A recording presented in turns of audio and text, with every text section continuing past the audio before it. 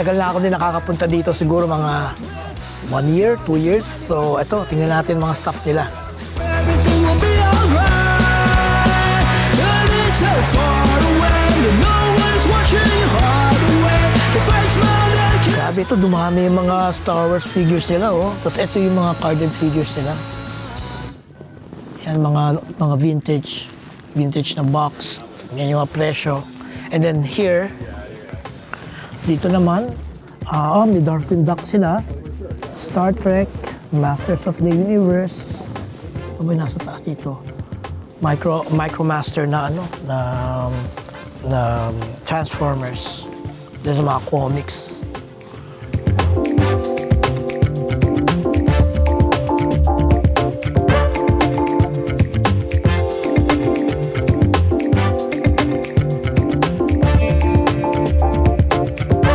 And then dito, mga loose figures.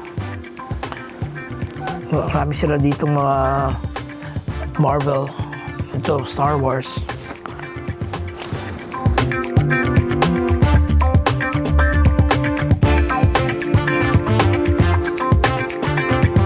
And dito, mga DC heroes. Tapos ito, Ghostbusters, Star Wars, DC,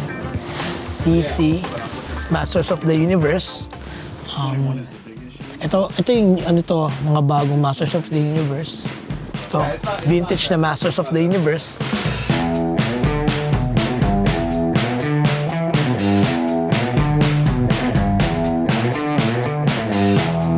Ito, mga figures dito, mga Marvel,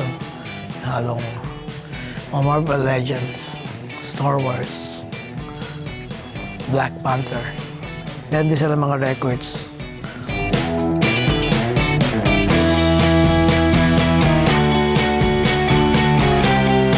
And may mga retro games din sila.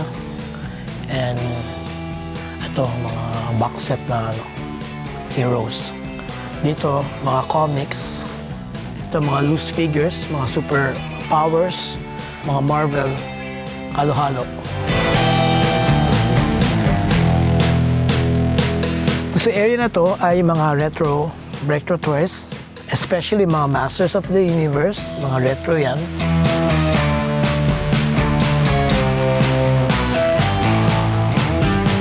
Tapos sa taas, same retro, meron din sila mga konting Japanese toys, mga Godzilla.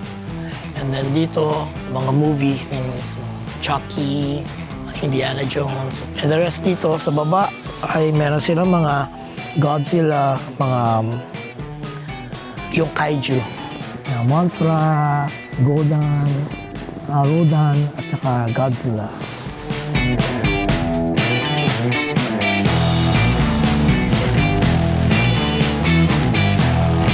Dito, mga bagong Star Wars.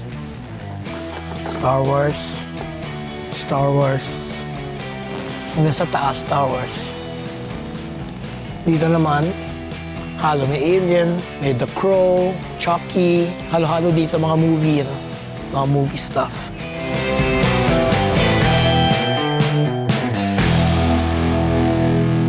Roboskull, ngayon ko lang narinig pero may Roboskull, saka Jurassic Park. Kaya marami silang Jurassic Park. And then, same, mga movie stuff.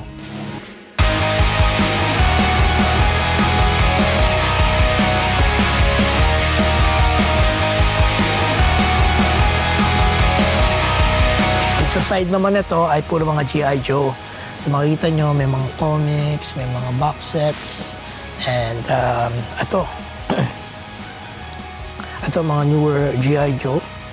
And then ito na yung mga retro nila. So dito rin, may mga luma sila mga consoles, mga lumang Nintendo, Xbox, ganyan. May Wii.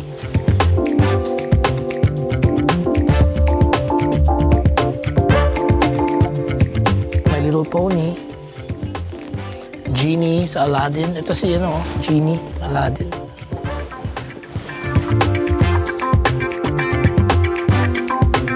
And then yung mga Marvel stuff, yung mga nandun. Marvel. Tapos G.I. Joe.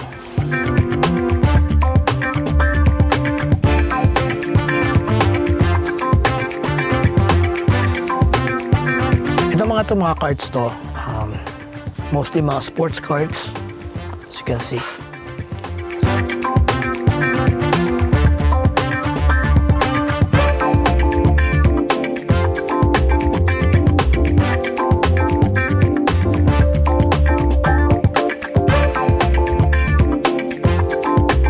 Tapos dito, mga wrestlers, mga vintage na wrestlers.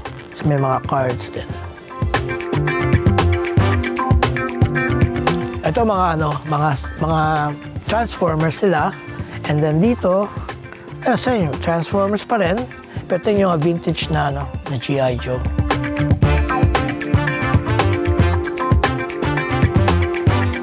And then ito mga loose na Transformers. Yan. So dito, mga vintage na Masters of the Universe, G.I. Joe. Dito naman, may mga records. And then more G.I. Joe and then mga cassette tapes. Transformers, Ghostbusters, Star Wars.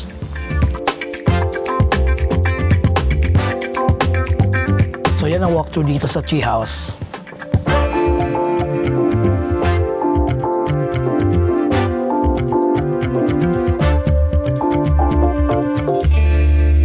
Para sa akin, ang pinakagusto ko ito. Itong Eternia sa taas. So yung Eternia na yan ay nung 80s din. From Masters of the Universe. Medyo mahal siya kung tutuusin. Mga $3,000, $4,000 siya. So maganda sa kanya kasi, unang-una, konti lang kasi lumabas niya at napakamahal. Hindi ko alam how complete yung nandito, pero para sa akin, it's a good find yan. Pero unfortunately, hindi ko pa kaya bilhin ngayon yan. So, hanggang tingin lang muna tayo, pero yan ang Eternia na vintage. Masters of the Universe.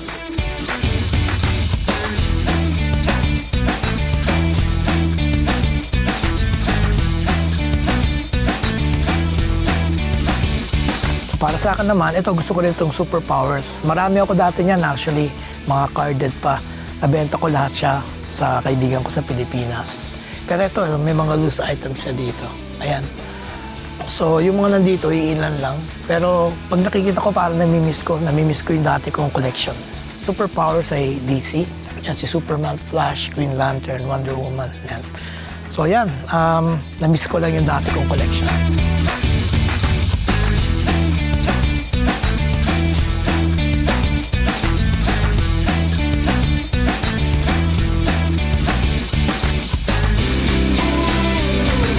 So, nandito tayo sa Treehouse sa Donlands, Toronto, Ontario. So, ang nagustuhan ko kasi dito, marami sila mga rare toys na binebenta. Kilala ko kasi may-ari nito. Matagal na itong Treehouse, siguro mga 10-15 years. Dito sa Treehouse, marami mga rare toys dito. Ngayon, wala ako masyado nakita kasi meron na ako ng mga rare nila. Pero, eto, bumili ako ng something cheap today. Pero, yun, sana supportan natin ng mga local toy stores dito sa Toronto. Yun, Treehouse.